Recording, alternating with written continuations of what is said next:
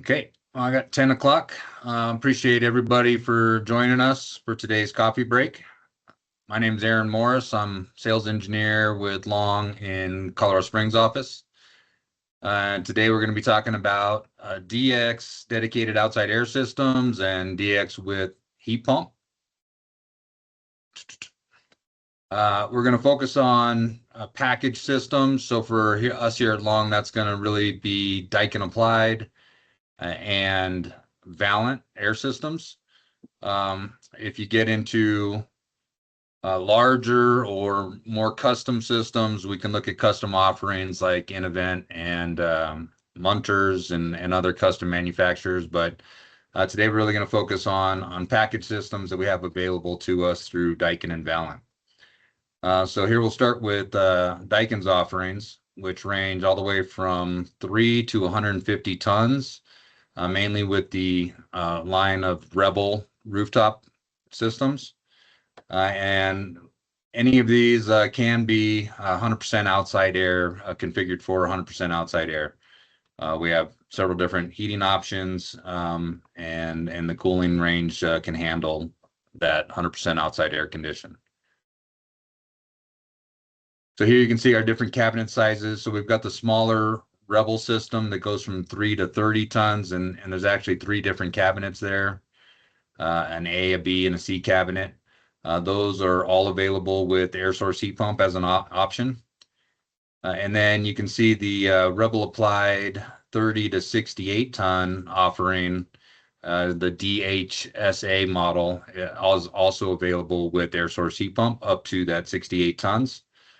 So wide range there. If you got a project that's being pushed towards, kind of all electric, we can look at that 100% outside air DX cooling with air source heat pump as an option. And then in the larger cabinet, Rebel Applied, we can go all the way up to the 160 tons. We won't have air source heat pump as an offering there, but plenty of electric heat or gas heat options, hot water. So we got a full range of products there. When we're looking at that air source heat pump with the inverter-driven compressors that Daikin has, we're able to get boosted capacity out of the heat pump system, even at pretty low ambient conditions. So a lot of times, even in our climate, you can make it work with 100% outside air.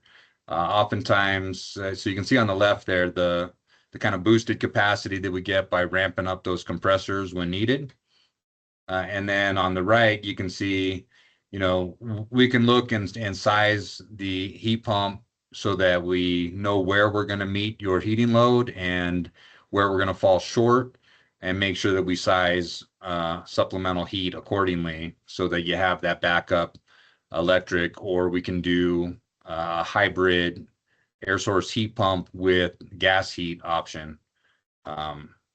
So lots of options there.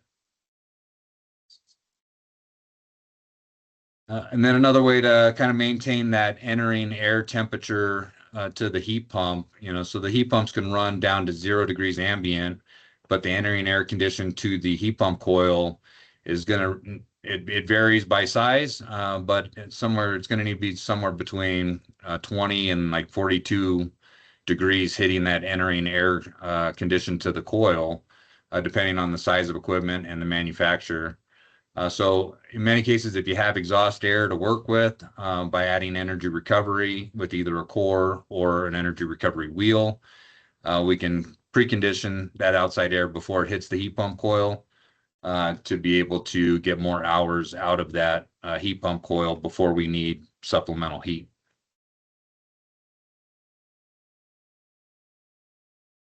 And this just kind of shows some of the features and benefits that Daikin can pack into those standard cabinet sizes. Some of those heating options we already talked about, the variable speed compressors, all the stuff you're used to in the packaged rooftop systems. It's the same Rebel product, but we can size it and configure it for a dedicated outside air application. So then we switch over to Valent. They range from 3 to 100 tons with 5 different cabinet sizes, and up to 29,200 CFM.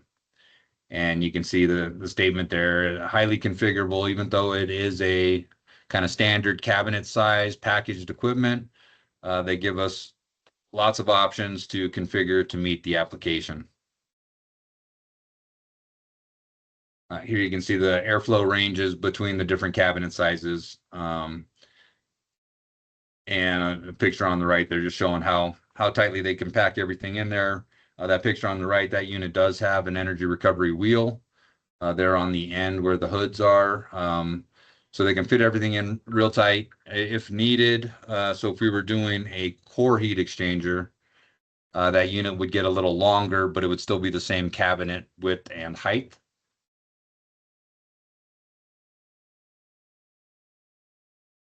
And then this chart shows those airflows, but then down at the bottom there, it shows their air source heat pump offering.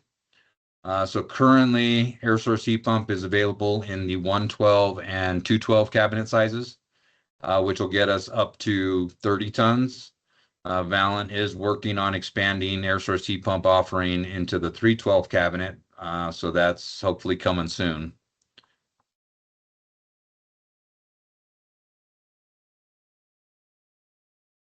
And then similar to Daikin, lots of offerings that they can pack into those units.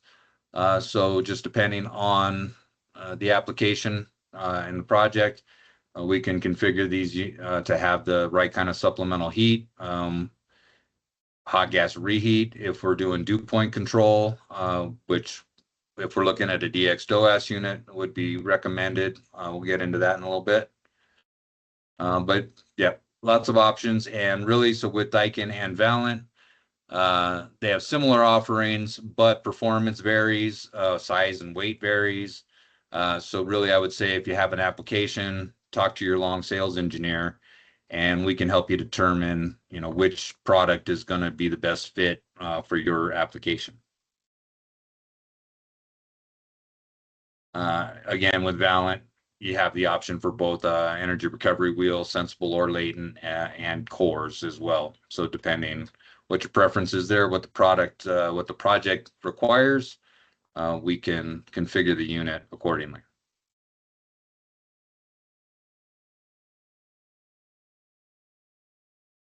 So talking about DX DOAS designs, why go with a DOAS unit? One reason, you can size the equipment, you decouple it from the space zone temp systems. So it's only sized to meet your ventilation requirement. That allows you to know that you're going to meet the code required ventilation rates. And you're going to have equipment that's sized to efficiently handle that outside air ventilation.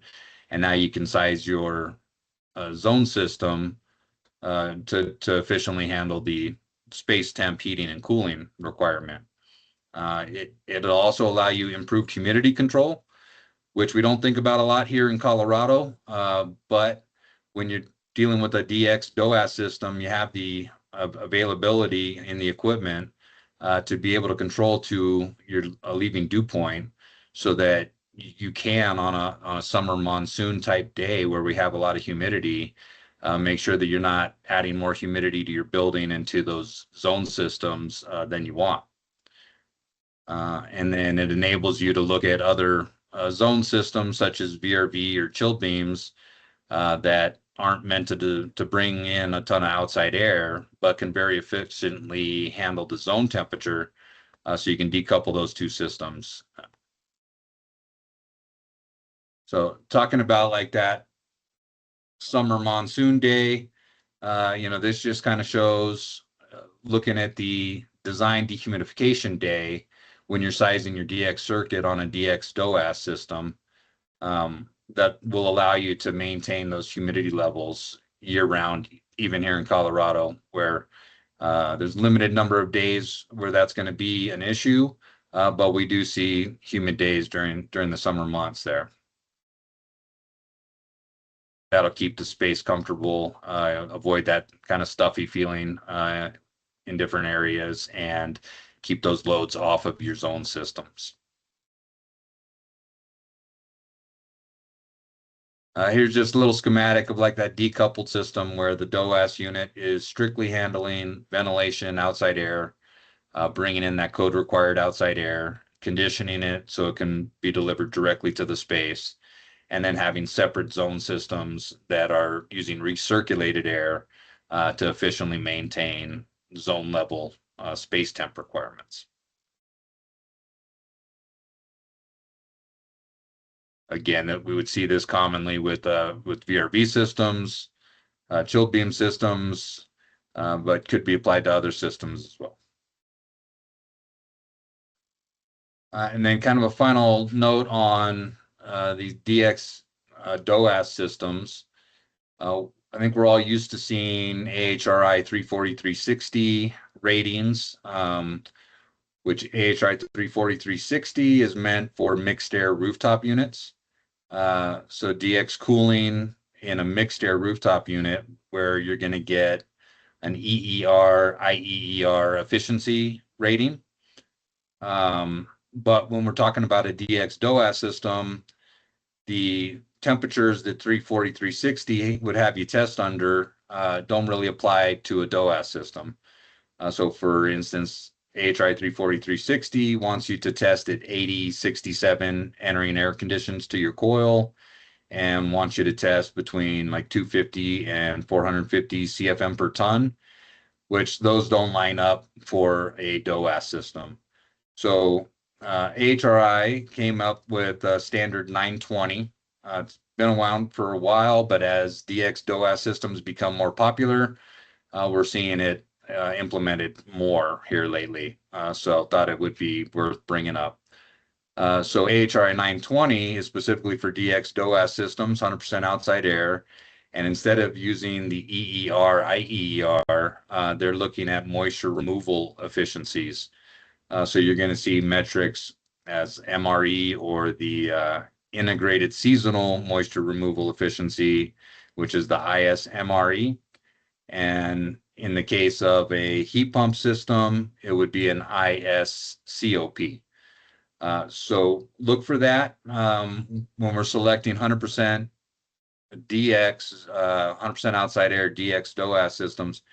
You're not going to get an EER, IER on the tech data sheet. It's going to have an ISMRE rating. And an example of that, in ComCheck, they have that set up, but you will need to select it as a DX DOAS. So if you select it as DX DOAS, then you will get an option for ISCOP if it's a heat pump, and ISMRE. And then on the bottom there on the right is an example from a Valent cut sheet where instead of EER, IEER, we're showing the ISMRE and ISCOP efficiency ratings that you would plug into ComCheck. So be aware of that. And that wraps it up. I hope you will join us next week with Luis Gutierrez. He'll be with Daikin to provide updates on the Vision and Skyline air handler product. $100 Stagecoach Meat Company gift card, the Bluetooth karaoke machine, or a sweet shark onesie